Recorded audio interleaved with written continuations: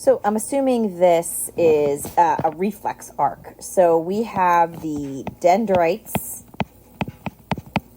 of a sensory neuron or a receptor, depending on what kind of sensory neuron it is. 2 is a stimulus. It looks like a pen poking down in. That signal is going to head along the sensory neuron. It's going to pass the dorsal nerve root ganglion. That's where the cell body is.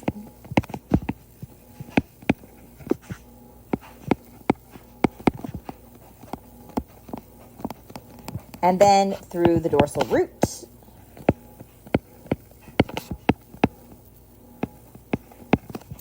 Now, the dorsal horn is number 6. This is where the sensory information comes in. Dorsal horn.